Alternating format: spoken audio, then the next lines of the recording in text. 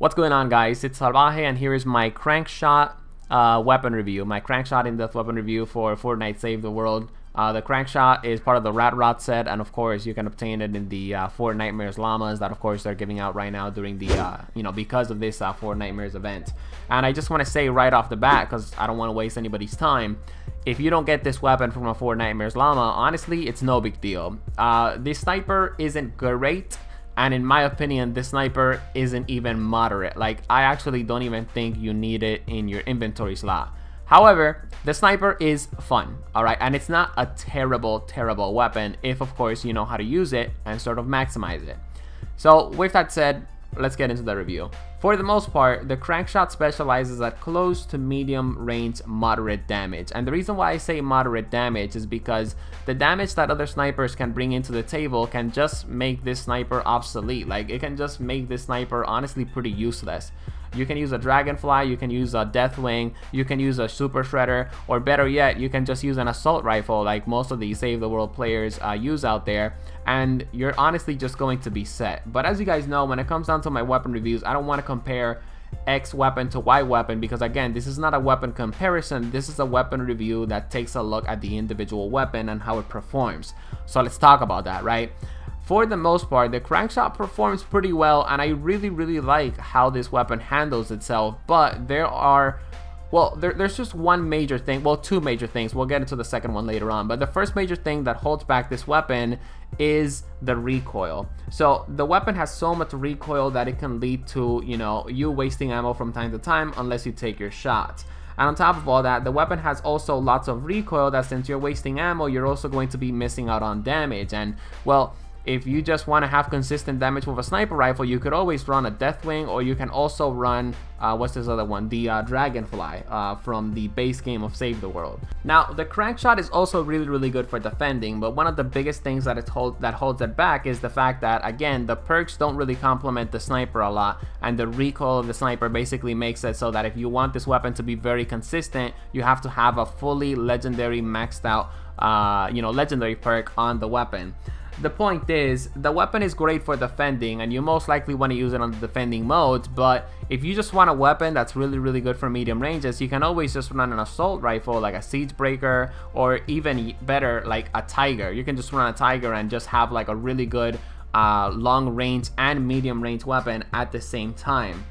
On top of all that, the Crankshot is also really bad for attacking. For example, if you have an assault rifle that you're going to be using at the medium ranges, when you're defending, that's going to help out. But if people get up close to you, you're going to be able to defend yourself, right?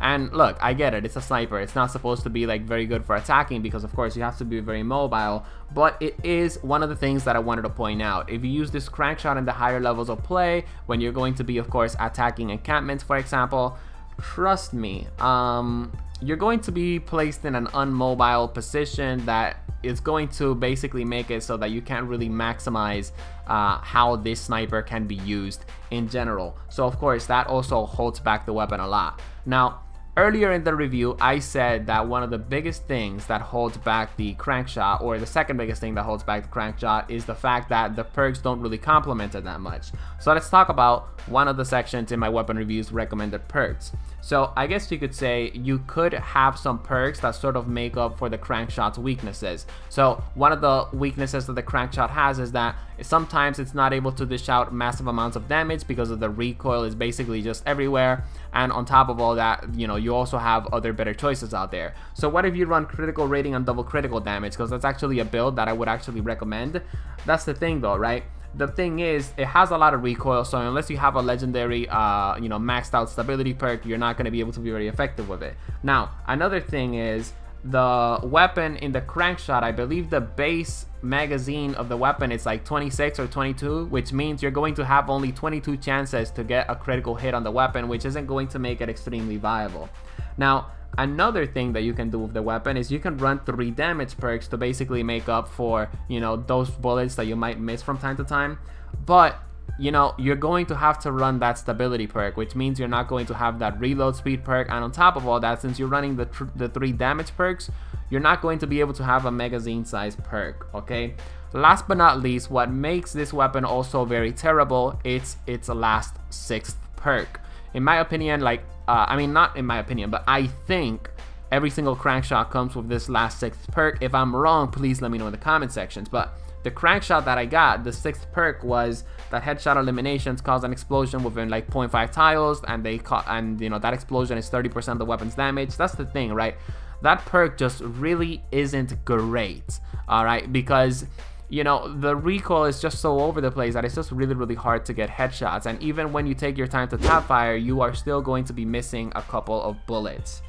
So with that said, that is my review on the Crankshot sniper rifle. And as you guys know, you know, I give all of the weapons a star rating except the bowler, I believe, because I forgot to give that a star rating. The bowler is like a 5 out of 5, by the way. But long story short, the Crankshot is not even close to the bowler, and not even close to you know, the previous weapon that I reviewed, which is the Wasp.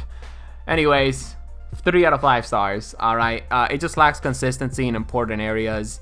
It's kind of just a niche weapon that's really fun to use. Don't get me wrong, I'm going to use it at the low levels of play, but in Twine Peaks, maybe high-end Candy Valley, you know, if it was 82, I wouldn't use it. Anyway, see you guys on the next one, and I hope you guys enjoyed this in-depth review of the Crankshot.